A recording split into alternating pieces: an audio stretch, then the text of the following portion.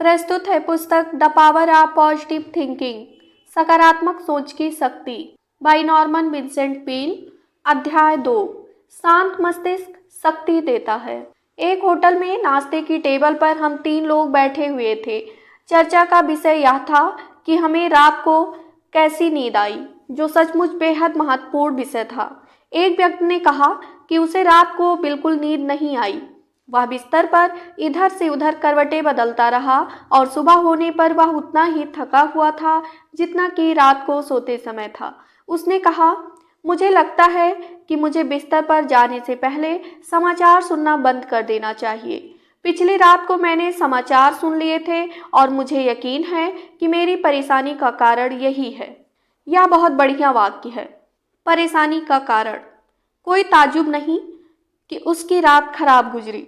शायद मेरी परेशानी का कारण वह कॉफ़ी थी जो मैंने सोने जाने से पहले पी थी। उसने एक और अनुमान लगाया। दूसरा व्यक्ति बोला, जहाँ तक मेरा सवाल है, मेरी रात तो शानदार गुजरी। समाचार के लिए मैंने शाम का अखबार पढ़ा और शाम को जल्द ही समाचार सुन लिए, जिस वजह से मुझे नींद से पहले इन समाचारों को पचाने का मौका मिल गया। इसके अलावा उसने आगे कहा, मैंने अपना पुराना नींद लाने का फार्मूला अपनाया जो कभी असफल नहीं होता। मैंने उससे पूछा कि ऐसा कौन सा फार्मूला है। उसने बताया, जब मैं छोटा था तो मेरे पिताजी, जो एक किसान थे, सोने से पहले पूरे परिवार को एक कमरे में इकट्ठा कर लेते थे और बाइबिल पढ़कर सुनाते थे। मैं अब भी उनकी आवाज़ सुन सकता हूँ। दरअसल हर बार जब भी मैं बाइबिल सुनता हूँ तो मैं हमेशा उसे अपने पिता की आवाज़ में ही सुनता हूँ। प्रार्थना के बाद मैं अपने कमरे में जाकर गहरी नींद में सो जाता था। परंतु जब मैंने घर छोड़ा तो मेरी बाइबिल पढ़ने और प्रार्थना करने की आदत छूट गई। वर्षों तक मैं केवल तभी प्रार्थना किया करता था जब मैं ट्रैफिक जाम में फंस जाता था। परंतु कुछ महीनों पहले मेरी पत्नी और मेरे सामने बहुत सी समस्याएं आ गई और हमने यह फैसला किया कि हम इन समस्याओं को हल करने के लिए प्रार्थना को आजमा कर देखेंगे। हमें इससे बहुत मदद मिली। इसलिए अब मैं और मेरी पत्नी हर रात सोने से पहले इकट्ठे बाइबिल पढ़ते हैं और प्रार्थना भी करते हैं। मैं नहीं जानता कि इसमें ऐसा क्या है, परंतु ऐसा करने से मुझे अच्छी नींद आती है और जीवन में पहले से काफ़ी सुधार हुआ है। दरअसल मुझे यह इतना उपयोगी लगता है कि मैं सफ़र करते समय भी, जो मैं अभी कर रहा हूँ, बाइबिल पढ़ता हूँ और प्रार्थना करता हूँ। पिछली रात को मैं बिस्तर में गया और मैंने 23वां भजन पढ़ा।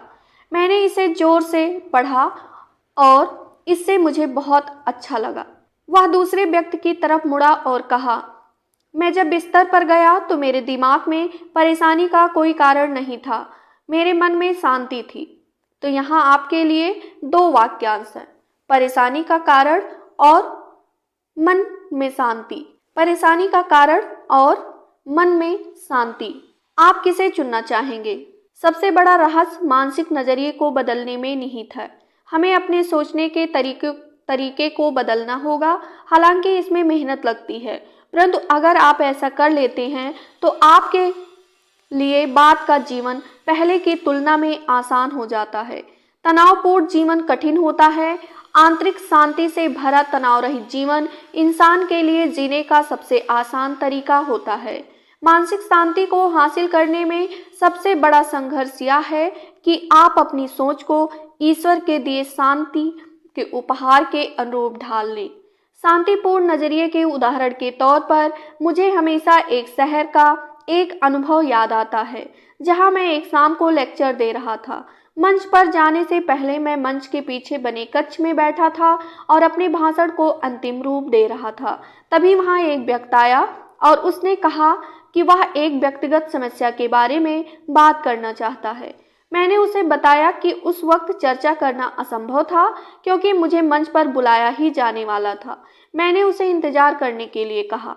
भाषण देते समय मैंने उसे स्टेज के गलियारे में बेचैनी से टहलते हुए देखा, परंतु भाषण समाप्त होने के बाद वह मुझे कहीं नहीं दिखा। बहरहाल उसने मुझे अपना कार्ड दे दिया था, जिससे यह पता चलता था कि वह उस शहर का एक महत्वपूर्ण व्यक्ति था। होटल पहुंचते पहुंचते मुझे काफ़ी रात हो चुकी थी, परंतु मुझे अब भी उसी व्यक्ति की चिंता सता रही थी। इसलिए मैंने उसे फ़ोन किया। मेरे फ़ोन से वह आश्चर्यचकित हुआ और उसने कहा कि उसने इसलिए इंतज़ार नहीं किया क्योंकि स्पष्ट रूप से मैं व्यस्त था। मैं सिर्फ इतना चाहता था कि आप मेरे साथ प्रार्थना करें, उसने कहा।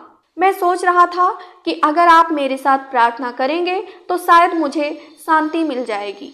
हम टेलीफोन पर भी इकट्ठे प्रार्थना कर सकते हैं और ऐसा करने से हमें कोई नहीं रोक सकता, मैंने कहा। हैरानी से उसने जवाब दिया, मैंने कभी फ़ोन पर प्रार्थना के बारे में नहीं सुना है। क्यों नहीं, मैंने कहा। टेलीफोन सिर्फ संचार का एक उपकरण है।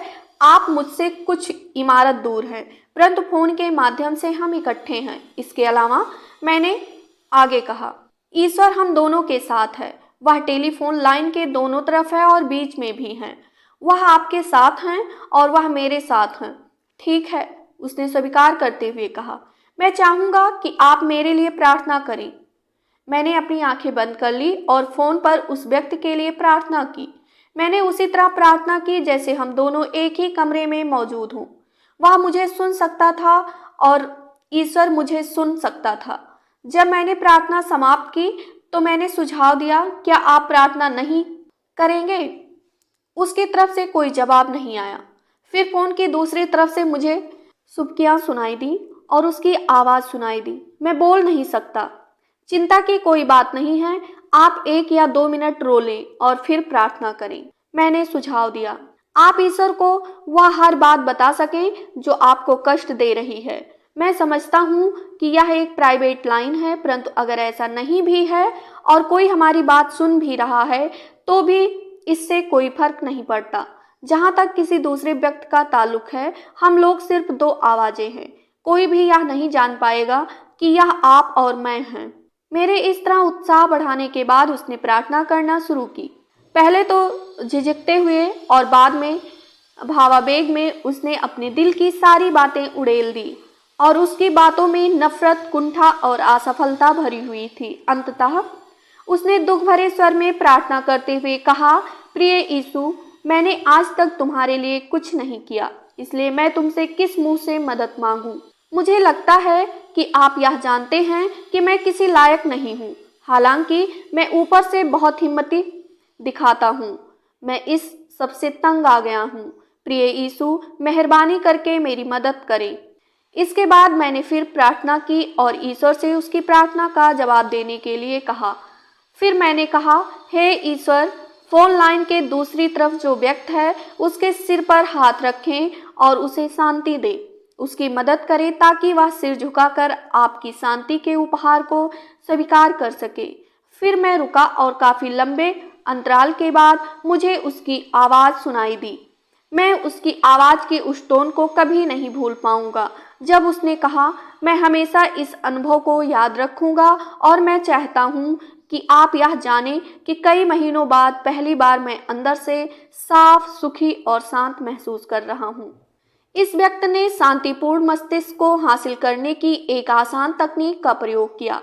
उसने अपने मस्तिष्क को खाली कर दिया और उसे ईश्वर के उपहार के रूप में शांति प्राप्त हुई। जैसा एक डॉक्टर ने कहा, मेरे कई मरीजों में कोई शारीरिक गड़बड़ी नहीं होती, सिर्फ उनके विचार गड़बड़ होते हैं। इसलिए मैं उनमें से कई मरीजों को एक फेवरेट नुस्खा लिखता हूँ, परंतु यह ऐसा नुस्खा नहीं है जिसे वे दवा की दुकान से खरीद सकते हैं। मैं जो दवा लिखता हूँ वह बाइबिल की एक पंक्ति है। मैं अपने मरीजों को यह पूरी पंक्ति लिखकर नहीं देता। मैं उनसे कहता हूँ कि वे इसे बाइबिल में खुद ढूंढें। यह पंक्ति यह है, ... अपने दिमाग को एक बार फिर नया करके खुद को बदल डालें। स्वस्थ और सुखी बनने के लिए उन्हें अपनी सोच को फिर से नया करना पड़ेगा। उन्हें अपने सोचने के नज़रिए को बदलना पड़ेगा। जब वे इस नुस्खे के हिसाब से दवा लेते हैं तो सचमुच उन्हें मानसिक शांति मिल जाती है। इससे स्वास्थ्य और सुख की प्राप्ति में मदद मिलती है।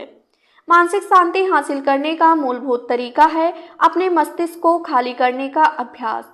इसे आगे आने वाले अध्याय में विस्तार से बताया जाएगा, परंतु मैं यहाँ पर आपको यह बताना चाहता हूँ कि मानसिक कैथार्सिस या बुरी भावनाओं को बाहर निकालना बहुत महत्वपूर्ण होता है। मेरी सलाह है कि आप दिन में कम से कम 2 बार अपने मस्तिष्क को खाली कर दें। यदि आवश्यकता हो तो इससे अधिक बार इस प्रक्रिया को करें। अपने मन से सारे डर, नफरत, असुरक्षा, अफसोस और अपराध बोध की भावनाएं बाहर निकालने का अभ्यास करें। आप अपने मस्तिष्क को सचेतन रूप से खाली करने की कोशिश कर रहे हैं। सिर्फ इसी बात से आपको राहत मिल जाती है। क्या आपने महसूस किया है कि जब आप अपनी चिंताओं को किसी विश्वास पात्र व्यक्ति को बताते हैं तो आपके दिल का बोझ काफी कम हो जाता है। एक पादरी होने के नाते मैं अक्सर यह देखा हूँ कि लोगों के लिए यह महत्वपूर्ण होता है कि उनके पास कोई ऐसा व्यक्ति हो जिसमें वे सचमुच और पूरी तरह विश्वास कर सकें और वह उसे अपनी सारी चिंताएं बता सकें। मैंने होनोलुलु की हाल ही की समुद्री यात्रा में लुरलाइन जहाज के बोर्ड पर एक धार्मिक सभा आयोजित की। व्याख्यान के दौरान मैंने सुझाया कि जो लोग चिंताओं को ढोते ढोते परेशान हो चुके हैं, उन्हें इस जहाज की डेक पर खड़े होकर यह कल्पना करनी चाहिए कि वे अपने दिमाग से चिंता का हर विचार निकाल रहे हैं, इसे समुद्र की लहरों में फेंक रहे हैं और इसे गायब होते देख रहे हैं। यह एक बचकाना सा सुझाव लगता है, परंतु बाद में एक व्यक्ति उसी दिन मेरे पास आया और उसने मुझसे कहा, मैंने आपके सुझाव पर अमल किया और मैं आश्चर्यचकित हूँ कि इसने मुझे इतनी राहत दी। इस यात्रा के दौरान उसने कहा, मैं हर शाम सूर्यास्त के समय अपनी सारी चिंताओं को समुद्र की लहरों में फेंककर डुबो दूंगा, जब तक कि मैं उन्हें अपनी चेतना से निकालकर बाहर करने के मनोविज्ञान को विकसित ना कर लूं। हर दिन मैं समय के महासमुद्र में उन्हें गायब होते देखूंगा। क्या बाइबिल में नहीं लिखा है, जो पीछे छूट गया उसे भूल जाएं? जिस व्यक्ति को मेरा यह सुझाव आकर्षक लगा था वह कोई अव्यवहारिक या अति भावुक व्यक्ति नहीं था। इसके बजाय वह असाधारण मानसिक योग्यता का पुरुष था जो अपने क्षेत्र में एक प्रसिद्ध लीडर था। परंतु यह ध्यान रखें, केवल मस्तिष्क को खाली करना ही काफी नहीं है। जब मस्तिष्क खाली हो जाएगा तो कोई ना कोई चीज जो अंदर आएगी। मस्तिष्क में लंबे समय तक वैक्यूम की स्थिति नहीं रह सकती। यह संभव ही नहीं है कि आप मस्तिष्क हमेशा खाली ही बना रखें। मैं यह स्वीकार करता हूँ कि कई लोग यह असंभव सा दिखने वाला काम भी कर दिखाते हैं, परंतु ज्यादातर लोगों के लिए यह संभव नहीं होता। अगर आप अपने मस्तिष्क में कुछ नया नहीं भरेंगे तो एक बार फिर से वही पुराने दुखद विचार आपके मस्तिष्क के दरवाजे से भीतर घुसने की कोशिश करेंगे, जिन्हें आपने वहां से निकाल फेंका था। इसे रोकने के लिए अपने मस्तिष्क में तत्काल रचनात्मक और स्वास्थ्य विचार भर लें। फिर जब आपके पुराने डर, नफरत और चिंताएं जो आपको लंबे समय से सताते आ रहे थे एक बार फिर सताने की कोशिश करेंगे, तो वह देखेंगे कि आपके मस्तिष्क के दरवाजे पर एक बोर्ड लगा है, जगह नहीं है। हालांकि वे फिर भी अंदर घुसने की कोशिश करेंगे, क्योंकि वे वहां काफी लंबे समय से रह रहे हैं और उन्हें वहां रहने की आदत पड़ चुकी है। परंतु आपने जिन नए और स्वस्थ विचारों को वहां बिठाया है वह आपके मस्तिष्क के किले की रक्षा करेंगे और इस बाहरी नकारात्मक शत्रुओं को परास्त कर देंगे। कुछ समय बाद पुराने विचार पूरी तरह हार मान लेंगे और आपको हमेशा के लिए छोड़कर चले जाएंगे। आपको अस्थायी रूप से मानसिक शांति मिल जाएगी। दिन में जब भी मौका मिले सावधानी से चुने गए सुखद विचारों की श्रृंखला को याद करें। आपने अब तक जितने भी महत्वपूर्ण दृश्य देखे उनमें सबसे शांतिपूर्ण दृश्यों की मानसिक तस्वीरों को अपने मस्तिष्क के सामने से गुजरने दें। जैसे शाम की शांति से भरी सुंदर घाटी जब छाया लंबी हो जाती है और सूर्य विश्राम करने के लिए डूबता है, या चंद्रमा की दूधिया रोशनी में कलकला बहता हुआ पानी, या बालू के मलमली किनारों पर समुद्र की लहरों का धीमी से टकराना। इस तरह के शांतिपूर्ण दृश्य आपके मस्तिष्क पर दवा की तरह असर करेंगे। इसलिए हर दिन कई बार सुकून की चलती तस्वीरों को अपने मन के पर्दे पर धीमे से गुजरने दें। इसके अलावा कुछ शांतिपूर्ण शब्दों को जोर से दोहराने की आदत भी डालें। शब्दों में सुझाव देने की अद्भुत शक्ति होती है। उन्हें कहने भर से ही आपके विचार बदल जाते हैं और आपका इलाज हो जाता है।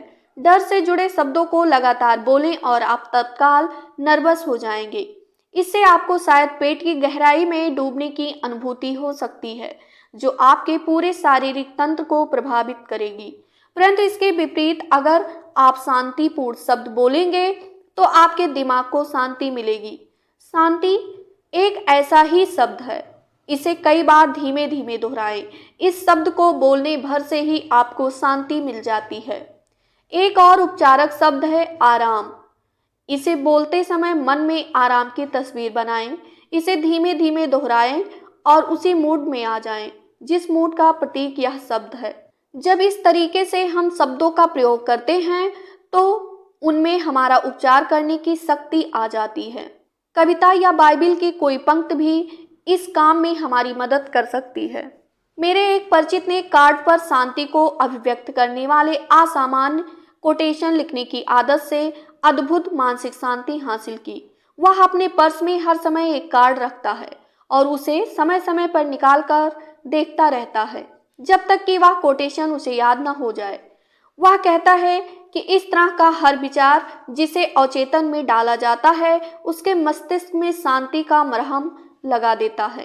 शांतिपूर्ण अवधारणा सचमुच चिंता के विचारों पर मरहम का काम करती है। उसके द्वारा उपयोग में लाया गया एक कोटेशन 16वीं शताब्दी के एक चिंतक का है। किसी चीज से परेशान मत होना, किसी चीज से मत डरना, हर चीज गुजर जाती है सिवाय ईश्वर के, केवल वही काम आएंगे। बाइबिल के शब्दों में उपचार की काफी शक्ति है। उन्हें अपने दिमाग में भर लें, उन्हें अंदर तक जाने दें, अपनी चेतना के गहनतम स्तरों में घुल जाने दें। आप पाएंगे कि आपके समूचे मानसिक जगत में जैसी शांति का मरहम लगा दिया गया हो। यह बहुत ही आसान तरीका है। मानसिक शांति हासिल करने का इससे प्रभावी तरीका दूसरा नहीं है। एक सेल्समैन ने मुझे एक घटना सुनाई जो मिड वेस्टर्न होटल के एक कमरे में घटी। वह किसी कॉन्फ्रेंस में कुछ बिजनेसमैन दोस्तों के साथ बैठा हुआ था। एक व्यक्ति बहुत तनाव में दिख रहा था। वह नर्वस, झगड़ालू, परेशान था। वहीं बैठा हर व्यक्ति उसे अच्छी तरह जानता था और सबको साफ नजर आ रहा था कि वह बहुत नर्वस था। परंतु आखिरकार उसकी चिड़चिड़ाहट से हर व्यक्ति परेशान हो गया। जल्द ही उस नर्वस व्यक्ति ने अपना बैग खोला और अंदर से अरुचिकर दिखने वाली दवा की एक बड़ी बोतल निकाली और उसमें से गिलास में बहुत सी दवा डाल ली। जब उससे पूछा गया कि यह कौन सी दवा है तो उसने कहा, यह दवा मेरी नब्ज के लिए है। मुझे लगता है कि मैं बिखरने और टूटने ही वाला हूँ। मैं जितने तनाव में हूँ उसमें कोई ताज्जुब नहीं कि मैं पागल हो जाऊँ। मैं कोशिश करता हूँ कि यह दूसरों को नजर ना आए, परंतु मुझे लगता है कि आप लोगों ने भी यह भांप लिया होगा कि मैं नर्वस हूँ। मुझे इस दवा को लेने की सलाह दी गई थी और हालांकि मैं इसकी कई बोतलें पी चुका हूँ, परंतु मेरी हालात में जरा भी सुधार नहीं हुआ है। बाकी के लोग हंसे।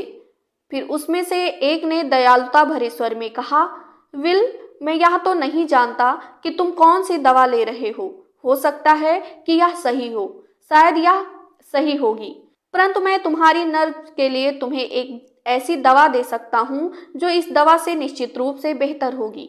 मैं जानता हूँ क्योंकि मैं इसी दवा से ठीक हुआ हूँ और मेरी हालात तो तुमसे भी खराब थी। उस दवा का नाम है? नर्वस व्यक्ति ने पूछा। दूसरे व्यक्ति ने अपने बैग में हाथ डाला और उसमें से एक पुस्तक निकाली। उस दवा का नाम है बाइबिल। मुझे पूरा विश्वास है कि यह तुम्हारा इलाज कर देगी। हालांकि तुम्हें अजीब लगेगा कि मैं अपने बैग में बाइबिल लेकर चलता हूँ, परंतु मैं इस बात की परवाह नहीं करता कि लोग इस बारे में क्या सोचते हैं। मुझे इसमें जरा भी शर्म नहीं आती। मैं पिछले 2 सालों से बाइबिल लेकर चल रहा हूँ। मैंने इसमें से ऐसे प्रसंगों पर निशान लगा रखे हैं जिन्हें पढ़ने से मुझे मानसिक शांति मिलती है। इससे मेरा भला हुआ है और मुझे लगता है कि इससे तुम्हारा भी भला होगा। क्यों ना एक बार कोशिश करके देखा जाए। बाकी लोग रुचि के साथ इस असामान्य चर्चा को सुन रहे थे। नर्वस व्यक्ति अपनी कुर्सी में नीचे धंस गया था, यह देखते हुए कि उसकी बातों का लोगों पर प्रभाव पड़ रहा था। वक्ता ने आगे कहा, मुझे एक रात को एक होटल में अजीब अनुभव हुआ जिससे मुझे बाइबिल पढ़ने की आदत पड़ गई। मैं बहुत ही तनावपूर्ण स्थिति में था। मैं बिजनेस टूर पर था और एक शाम को जब मैं अपने कमरे में आया तो बहुत ही नर्वस था। मैंने कुछ पत्र लिखने की कोशिश की, परंतु उस काम में मेरा मन नहीं लग रहा था। मैं अपने कमरे में इधर से उधर टहलता रहा। मैंने अखबार पढ़ने की कोशिश की, परंतु इससे मैं और झुझला गया। इसलिए मैंने फैसला किया कि मैं नीचे जाकर एक पैग मार लूं, कुछ ऐसा ताकि मैं खुद से दूर चला जाऊं।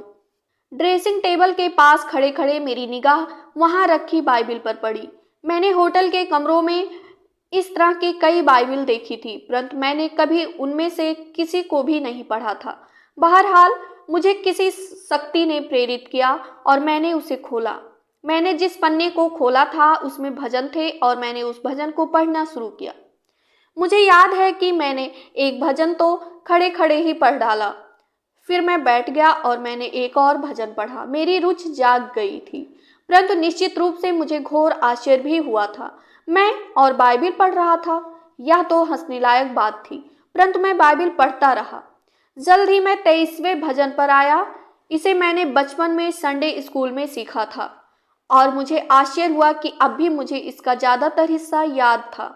मैंने इसे कई बार गाने की कोशिश की, खास तौर पर वह पंक्ति जिसमें लिखा है, वह मुझे शांत जल के किनारे ले जाता है, वह मेरी आत्मा को स्वस्थ करता है। मैं इस पंक्ति को पसंद करता हूँ। एक तरीके से इसने काम कर दिखाया। मैं इसे वहां पर बार बार दोहराता रहा और वह अगली चीज जिसके बारे में मैं जानता हूँ यह थी कि मैं जाग गया। स्पष्ट रूप से मैं सो गया था और मुझे गहरी नींद आई थी। मैं सिर्फ 15 मिनट सोया था, परंतु जागने पर मैं इतना तरोताजा था कि मानो मैं एक रात की गहरी नींद ले ली थी। मैं अब भी पूरी तरोताजगी की वह अद्भुत भावना याद कर सकता हूँ। फिर मैंने महसूस किया कि मैं शांति अनुभव कर रहा था और मैंने अपने आप से कहा, क्या यह अजीब नहीं है? मेरे साथ क्या गड़बड़ है जो मैंने इतनी अद्भुत चीज से अपने आप को वंचित रखा? तो उस अनुभव के बाद उसने कहा, मैंने एक बाइबिल खरीदी, एक छोटी सी बाइबिल जिसे मैं अपने बैग में रख सकता था और तब से मैं इसे हमेशा अपने साथ ही रखता हूँ। मैं बिल्कुल सच कह रहा हूँ कि मैं इसे पढ़ना पसंद करता हूँ और अब मैं उतना नर्वस नहीं हूँ जितना पहले हुआ करता था। उसने आगे कहा, इसे आजमा कर देखो बिल, शायद यह तुम्हारे काम आ जाए। नर्वस व्यक्ति यानी कि बिल ने कोशिश की और वह लगातार कोशिश करता रहा। उसने बताया कि पहले तो उसे यह काम थोड़ा अजीब और कठिन लगा और वह बाइबिल को चोरी छिपे पढ़ा करता था ताकि कोई देख न ले। वह नहीं चाहता था कि उसे धार्मिक समझा जाए, परंतु अब वह बाइबिल को ट्रेन या हवाई जहाज या किसी भी जगह पढ़ सकता है और ऐसा करने से उसे बहुत ज़्यादा फायदा हुआ है। अब मुझे नर्व मेडिसिन लेने की कोई ज़रूरत नहीं रह गई है, उसने घोषणा की। यह योजना बिल के मामले में काम कर गई। अब वह पहले से अधिक मिलनसार हो गया है, उसकी भावनाएं नियंत्रण में हैं। इन दो लोगों ने यह पाया कि मन की शांति हासिल करना कठिन नहीं है। आप सिर्फ अपने मस्तिष्क में ऐसे विचार भर लेते हैं जो इसे शांत बनाते हैं। अगर आप शांत मस्तिष्क चाहते हैं तो आपको सिर्फ इसमें ऐसे विचार भरने होंगे जो शांति से भरे हों। यह इतनी आसानी की बात है। मानसिक शांति का नजरिया हासिल करने के और भी कई प्रैक्टिकल तरीके हैं। एक तरीका है आपकी चर्चा के माध्यम से। हम किस तरह के शब्दों का प्रयोग करते हैं और हम उन्हें किस टोन में बोलते हैं, इससे भी हम अपने आप को नर्वस, तनावपूर्ण या विचलित बना सकते हैं। हमारे बोलने की वजह से हमें नकारात्मक या सकारात्मक परिणाम मिल सकते हैं। अपने शब्दों से हम शांति भी हासिल कर सकते हैं। शांति हासिल करने के लिए मृदुता से बोलें। जब भी समूह चर्चा में उत्तेजना की प्रवृत्ति दिखाई दे या गर्मा गर्मी का माहौल बन जाए तो धीरे से शांतिपूर्ण विचारों को अंदर डालने की कोशिश करें। देखें कि इस तरकीब से तनाव किस तरह दूर होता है। उदाहरण के तौर पर ब्रेकफास्ट टेबल पर दुखद संभावनाओं से भरी चर्चा पूरे दिन को अक्सर बिगाड़ कर रख देती है। फिर इसमें हैरानी की क्या बात है कि घटनाएं वास्तव में हमारी दुखद संभावनाओं के अनुरूप घटित होती हैं। नकारात्मक चर्चा परिस्थितियों पर बुरा प्रभाव डालती है। निश्चित रूप से तनावपूर्ण या नर्वस चर्चा से हमारा अंदरूनी तनाव बढ़ता है। इसके बजाय हर दिन की शुरुआत सुखद, संतुष्ट और सुखी नजरिए से करें। आप पाएंगे कि आपका दिन सुखद और सफल गुजरेगा। इस तरह का नजरिया संतोषजनक परिस्थितियां निर्मित करने में सक्रिय और निश्चित तत्व हैं। अगर आप अपने मन में शांति लाना चाहते हैं तो आपको अपने शब्दों पर ध्यान देना होगा। चर्चा से सभी तरह के नकारात्मक विचारों को हटा देना महत्वपूर्ण है, क्योंकि इनसे तनाव और अंदरूनी असंतोष पैदा होता है। उदाहरण के तौर पर, अगर आप लंच पर लोगों से बात कर रहे हो तो यह ना कहें कम्युनिस्ट इस देश पर जल्द ही शासन करने लगेंगे। पहली बात तो यह है कि कम्युनिस्ट इस देश पर कभी शासन नहीं करेंगे, परंतु ऐसा कहने मात्र से आप दूसरों के दिमाग में निराशा की प्रतिक्रिया निर्मित कर देते हैं। इससे पाचन तंत्र पर बुरा प्रभाव पड़ता है। इस निराशाजनक वाक्य का सभी उपस्थित लोगों के मानसिक रवैये पर बुरा प्रभाव पड़ता है और हर व्यक्ति शायद थोड़ा परंतु निश्चित रूप से असंतुष्ट और चिड़चिड़ा होकर जाता है। शायद वह इस भावना के साथ भी वहां से जाएं कि हर चीज में कहीं ना कहीं कोई गड़बड़ है। कई मौके ऐसे आते हैं जब हमें इन कठिन प्रश्नों का सामना करना होता है और इन पर निरपेक्ष और सघन चर्चा करनी होती है। और साम्यवाद से मैं जितना चिढ़ता हूँ उतना कोई दूसरा नहीं चिढ़ता होगा, परंतु आमतौर पर मन की शांति हासिल करने के लिए अपनी व्यक्तिगत और समूह चर्चाओं को सकारात्मक, खुशनुमा, आशावादी और संतोषजनक वाक्यों से भर लें। हम जो बोलते हैं उनका हमारे विचारों पर सीधा और निश्चित असर होता है। विचारों से शब्द बनते हैं क्योंकि शब्द विचारों के वाहन हैं, परंतु शब्दों का भी विचारों पर प्रभाव पड़ता है और वे रवैये को अगर बनाते ना हो तो भी उन्हें स्वरूप अवश्य देते हैं। वास्तव में जिसे चिंतन कहा जाता है वह अक्सर चर्चा से ही शुरू होता है। इसलिए अगर हम औसत चर्चा की बारीकी से जांच करें और अनुशासित करें ताकि हम आश्वस्त हो सकें कि इसमें सिर्फ शांतिपूर्ण वाक्य ही हैं, तो इसका परिणाम यह होगा कि हमारे विचार शांतिपूर्ण होंगे और अंततः इस वजह से हमारे मन में भी शांति होगी। हर दिन मौन का अभ्यास मन की शांति हासिल करने की एक और प्रभावी तकनीक है। हर व्यक्ति को 24 घंटे में कम से कम 15 मिनट पूरी तरह मौन रहने का फैसला करना चाहिए। उस सबसे शांत जगह चले जाएं जो आप ढूंढ सकते हो और वहां 15 मिनट तक बैठें या लेटें और मौन की कला का अभ्यास करें। किसी से किसी प्रकार की बात ना करें, कुछ ना लिखें, कुछ ना पढ़ें, कम से कम सोचें, अपने दिमाग को न्यूट्रल गियर में डाल दें, अपने दिमाग को निष्क्रिय सोया हुआ बना लें। शुरुआत में तो यह आसान नहीं होगा क्योंकि आपके दिमाग में तरह तरह के विचार आएंगे, परंतु धीरे धीरे अभ्यास करने से आप इस कला में पारंगत हो जाएंगे। अपने मन को पानी की सतह की तरह समझें और यह कोशिश करें कि आप इसे इतना शांत बना लें कि इस सतह पर कोई लहर ना हो। जब आप शांत अवस्था हासिल कर लें तो सामंजस्य, सौंदर्य और ईश्वर की उन गहरी ध्वनियों को सुने जो मन में पाई जाती हैं। दुर्भाग्य से अमेरिकी इस कला में पारंगत नहीं है, जो बहुत अफसोस की बात है, क्योंकि थॉमस कार्लाइल ने कहा था, मौन वह तत्व है जिसमें महान वस्तुएं अपने आप को आकार देती हैं। अमेरिकियों की इस पीढ़ी ने कुछ ऐसा खो दिया है जो उनके परदादा जानते थे और जिसने उनके चरित्र को आकार देने में मदद की थी, और यह वस्तु है सघन जंगल या दूर तक फैले मैदानी इलाके का मौन। शायद हमारी आंतरिक शांति के अभाव का कुछ हद तक यह कारण है कि शोरगुल आधुनिक लोगों के नर्वस सिस्टम को प्रभावित करता है। वैज्ञानिक प्रयोगों से पता चला है कि जहां हम काम करते हैं, रहते हैं और सोते हैं, वहां होने वाले शोरगुल से हमारी कार्य कुशलता पर विपरीत प्रभाव पड़ता है। लोकप्रिय मान्यता के विपरीत यह संदेहपूर्ण है कि हम कभी पूरी तरह अपने शारीरिक, मानसिक या नर्वस तंत्र को शोरगुल के अनुकूल बना पाएं। बार बार होने वाली ध्वनि चाहे कितनी भी जानी पहचानी हो, अवचेतन मन उसे अवश्य सुन लेता है। नींद में भी कार के हॉर्न, हवाई जहाज का शोर और बाकी तेज आवाजों के कारण हमारा शरीर सक्रिय हो जाता है। इन ध्वनियों द्वारा जो आवेग नर्व को प्रेषित किए जाते हैं उनसे मांसपेशियां गति में आ जाती हैं और इस वजह से हमें सच्चा आराम नहीं मिल पाता। अगर प्रतिक्रिया पर्याप्त गंभीर है तो यह आघात का रूप धारण कर लेती है। दूसरी तरफ मौन में उपचार की शांति और स्वास्थ्य प्रदान करने की बहुत शक्ति है। स्टार डेली का कहना है, मौन की कला का अभ्यास करने वाले मेरे किसी परिचित को मैंने आज तक बीमार नहीं देखा। मैंने यह पाया है कि मैंने अपने कष्ट मेरे जीवन में तब आए जब मैंने अपनी अभिव्यक्ति को आराम के साथ संतुलित नहीं किया। स्टार डेली के हिसाब से मौन में आध्यात्मिक उपचार की शक्ति है। हमें पूर्ण मौन के अभ्यास से जो आराम मिलता है, उससे हमारे कई मानसिक रोगों का अपने आप उपचार हो जाता है। आधुनिक जीवन की परिस्थितियों में जीने की रफ्तार इतनी तेज हो चुकी है कि मौन का अभ्यास करना अब उतना आसान नहीं रह गया है जितना कि यह 100 साल पहले था।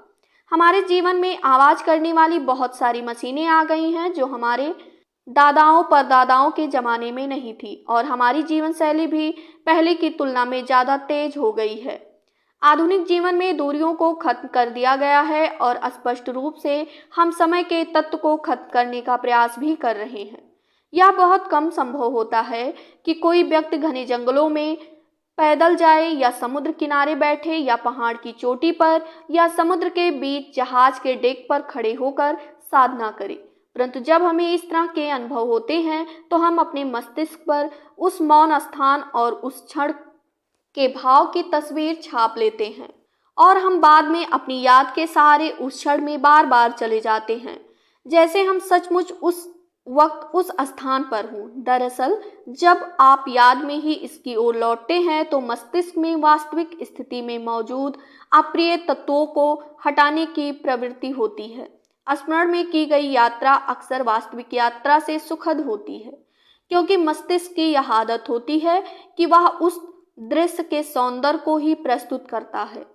उदाहरण के तौर पर, जब मैं यह शब्द लिख रहा हूँ तो मैं दुनिया के सबसे सुंदर होटलों में से एक की बालकनी में हूँ।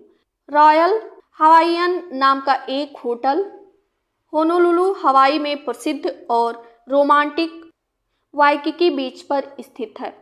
मैं एक बाग देख रहा हूँ जिसमें सुंदर पाम ट्री लगे हुए हैं और जो मध्यम हवा में लहरा रहे हैं।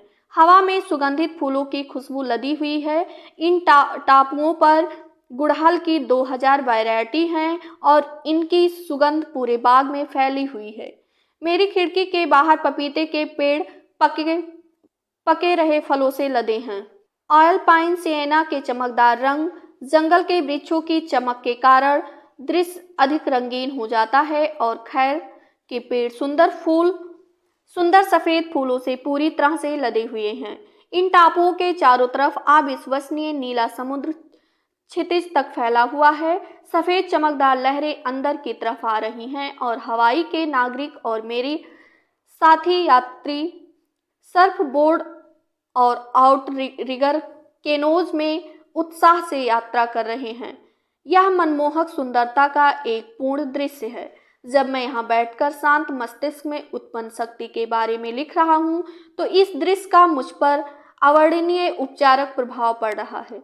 जिन सतत जिम्मेदारियों के बीच में आम तौर पर रहता हूँ वह अब बहुत दूर नजर आती हैं। हालांकि मैं लेक्चर्स की एक श्रृंखला के लिए और यह पुस्तक लिखने के लिए हवाई आया हुआ हूँ, फिर भी इस स्थान की शांति मेरे चारों तरफ है। परंतु मुझे एहसास है कि जब मैं 5000 मील दूर न्यूयॉर्क में अपने घर लौट जाऊंगा तो मैं इस सौंदर्य के सुख को सचमुच भोग सकूंगा जिसे मैं अभी देख रहा हूँ। यह मेरी याद में अमूल्य वस्तु की तरह रखा रहेगा, जिसकी तरफ मेरा मन आगे आने वाले व्यस्त दिनों में बार बार भागेगा। अक्सर जब मैं इस सुंदर स्थान से दूर चला जाऊंगा तो मैं स्मरण शक्ति के सहारे वाइकिकी के इस पाम ट्री की पंक्तियों वाले और फेन भरे बीच में शांति प्राप्त कर लूंगा।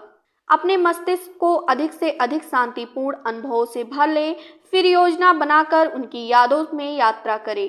आपको जान लेना चाहिए कि शांत मस्तिष्क बनाने का सबसे आसान तरीका शांत मस्तिष्क की रचना करना है। यह अभ्यास से संभव है, जिसमें आपको कुछ आसान सिद्धांतों पर अमल करने की जरूरत है जिन्हें यहाँ बताया गया है। मस्तिष्क तत्काल शिक्षा और अनुशासन पर प्रतिक्रिया करता है। आप अपने मस्तिष्क से जो चाहें वह दोबारा मांग सकते हैं और वह इसे आपको सौंप देगा, परंतु याद रखें, मस्तिष्क केवल वही चीज दोबारा दे सकता है जो इसे पहली बार में दी गई थी। अपने विचारों को शांतिदायक अनुभवों, शांतिदायक शब्दों और विचारों से सराबोर कर लें और अंत में आपके पास शांति देने वाले अनुभवों का एक गोदाम होगा जिससे आप अपने मन को ताजा और नया कर सकें। यह शक्ति का एक बहुत बड़ा स्रोत होगा। मैं एक मित्र के साथ एक रात गुजारी। मैंने एक मित्र के साथ एक रात गुजारी जिसका घर बहुत सुंदर था। हमने एक अद्भुत और रोमांचक डाइनिंग रूम में नाश्ता किया। चारों दीवारों पर एक सुंदर म्यूरल पेंटिंग है जिसमें उस देहाती इलाके के चित्र हैं जिनमें मेरा मेजबान बचपन में बड़ा हुआ था। यह सुंदर पहाड़ियां, शांत वादियों और गीत गाती हुई नदियों का विहंगम दृश्य था। नदियां साफ और चमकदार थीं और चट्टानों के ऊपर से उछलती हुई जा रही थी। घुमावदार सड़कें सुंदर जंगलों के बीच से लहराती हुई जा रही थी। छोटे छोटे घर इस दृश्य में बिंदुओं की तरह दिख रहे थे। बीच में एक सफेद चर्च था जिसके ऊपर एक ऊंची मीनार थी। जब हम नाश्ता कर रहे थे तो मेरे मेजबान ने अपने बचपन के इस इलाके के बारे में बात की और दीवार के चारों तरफ पेंटिंग में रुचि के कई बिंदु दिखाए। फिर उसने कहा, अक्सर जब मैं डाइनिंग रूम में बैठता हूँ तो मैं अपनी याद में इन बिंदुओं से उस बिंदु तक जाता हूँ और पुराने दिनों को फिर से जीता हूँ। उदाहरण के तौर पर मुझे याद है मैं उस गली में बचपन में नंगे पैर चला करता था और किस तरह धूल मेरे पैरों के बीच में महसूस होती थी। मुझे याद है कि मैं गर्मी की दोपहर में नदी में फिशिंग किया करता था और ठंड के दिनों में उन पहाड़ियों पर जाया करता था। बचपन में मैं उस चर्च में जाया करता था, उसने मुस्कुराते हुए कहा। मैंने उस चर्च में कई लंबे उपदेश सुने हैं, परंतु मैं आज भी लोगों की दयालुता और उनके जीवन की संजीदगी के प्रति कृतज्ञ हूँ। मैं यहाँ बैठकर और उस चर्च को देखकर उन भजनों की याद कर सकता हूँ जो मैंने वहाँ अपने माता पिता के साथ प्यू में इकट्ठे बैठकर सुने थे। मेरे माता पिता काफी समय पहले उसी चर्च के कब्रिस्तान में दफन कर दिए गए हैं, परंतु अपनी याद में मैं उनकी कब्र के पास पहुंच जाता हूं और उन्हें मुझसे उसी तरह बात करते हुए सुनता हूं जिस तरह पुराने दिनों में हुआ करता था। मैं बहुत थक जाता हूं और कई बार मैं नर्वस और तनाव पूर्ण हो जाता हूं। यहाँ बैठने और पुराने समस्या रहित सुखद दिनों में वापस लौटने से मुझे काफ़ी मदद मिलती है। इससे मेरे अंदर कुछ हो जाता है, इससे मुझे शांति मिलती है। शायद हम सब अपने डाइनिंग रूम की दीवारों पर इस तरह की पेंटिंग नहीं करवा सकते, परंतु आप अपने मस्तिष्क की दीवारों पर चारों तरफ इसे जरूर लगा सकते हैं। आपके जीवन में सबसे सुंदर अनुभव की तस्वीरें उन विचारों में समय बिताए जो इन तस्वीरों द्वारा सुझाए जाते हैं। चाहे आप कितने भी व्यस्त हों या आपकी जिम्मेदारियां कितनी भी ज़्यादा हों, यह आसान परंतु अद्भुत अभ्यास जो कई मामलों में सफल सिद्ध हुआ है, आपके लिए लाभदायक होगा। शांत मन को प्राप्त करने का यह आसान तरीका है जिस पर अमल भी करना आसान है। आंतरिक शांति के मामले में एक तत्व का उल्लेख करना आवश्यक है क्योंकि यह महत्वपूर्ण है। अक्सर मैं पाता हूँ कि जो लोग आंतरिक शांति की कमी का अनुभव करते हैं वह आत्मदंड के तंत्र के शिकार होते हैं। जीवन में उन्होंने कभी कोई पाप किया है और उसका अपराध बोध उन्हें सताता रहता है। उन्होंने गंभीरता से ईश्वर से माफ़ी मांगी है और ईश्वर हर उस व्यक्ति को हमेशा माफ़ कर देता है जो सच्चे दिल से माफ़ी मांगता है। बहरहाल मानवीय मस्तिष्क के अंदर एक अजीब सी प्रवृत्ति होती है जिसके कारण कई बार इंसान खुद को माफ़ नहीं कर पाता। उसे लगता है कि उसे दंड मिलना चाहिए और इसलिए वह लगातार उस दंड की आशा करता रहता है। इसका परिणाम यह होता है कि उसे हमेशा डर बना रहता है कि कुछ बुरा होने वाला है। इन परिस्थितियों में शांति प्राप्त करने के लिए वह अपने काम की गहनता को आगे बढ़ा लेता है। उसे लगता है कि कड़ी मेहनत से उसका अपराध बोध कम हो जाएगा।